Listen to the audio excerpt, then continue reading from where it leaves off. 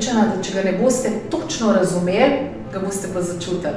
Ali pa vsaj o tem začeli razmišljati. Tole smo mi, posamezniki. Tukajle ultimativni vir, ultimativna resnica, mi temu rečemo vir ali pa neskončna inteligenca, energija oziroma elektrika.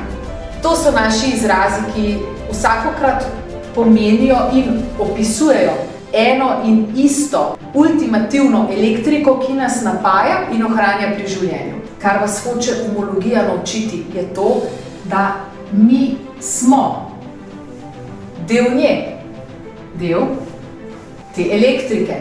Človek ima v sebi vgrajene vse potrebne elemente, mehanizme, da smo popolna, samozadostna, samooskrbna enota.